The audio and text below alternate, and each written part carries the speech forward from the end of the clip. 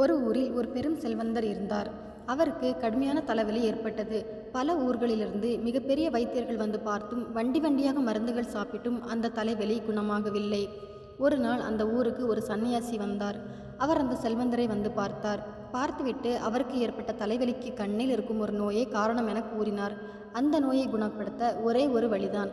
அந்த செல்வந்தர் இனி பச்சை நிறத்தை தவிர வேறு எந்த நிறத்தையும் பார்க்கக்கூடாது என்று கூறி சென்று விட்டார்.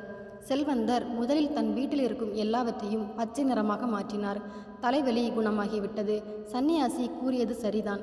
தனக்கு தலைவலி சரியாகவே வீட்டை விட்டு வெளியே போகத் தொடங்கினார். வெளியே போனால் இயற்கை எல்லா வண்ணங்களையும் அள்ளி தெளித்திருந்தது. ஆனால் அவற்றை தான் பார்க்கக்கூடாதே.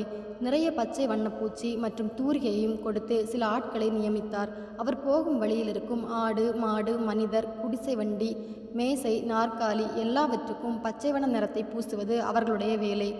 அவர்களுக்கும் முதலாளி சொன்னபடியே செய்து வந்தார்கள். சில மாதம் கழித்து மீண்டும் சன்னியாசி அதே ஊருக்கு வந்தார்.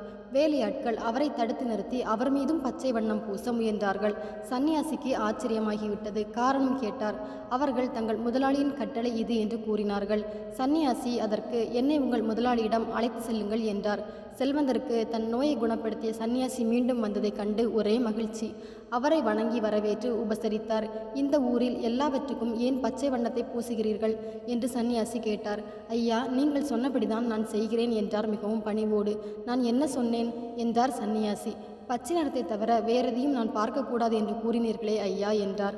மகனே, இதற்கு நீ லட்சமாய் பணத்தை செலவழித்திருக்க வேண்டாம்.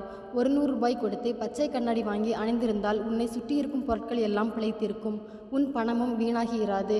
உன்னால் இந்த உலகம் முழுமைக்கும் பச்சை வண்ணத்தை பூச முடியுமா என்று கேட்டார் சன்னியாசி.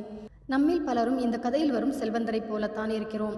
நம்மை திருத்தி அமைத்துக் கொள்வதற்கு பதிலாக உலகத்தை எப்படியாவது மாற்றி அமைத்து விட வேண்டுமென மிகவும் கடுமையாக முயற்சிக்கிறோம். அது சாத்தியமல்ல. மிகுந்த காலமும் உழைப்பும் விரயமான பிறகுதான் திருந்த வேண்டியது நாம் தான் என்பது புரிகிறது. உங்களுக்கு இந்த வீடியோ பிடிச்சிருக்குன்னா லைக் பண்ணுங்கள், ஷேர் பண்ணுங்கள், சப்ஸ்கிரைப் பண்ணுங்கள் ஃப்ரெண்ட்ஸ். தேங்க்யூ.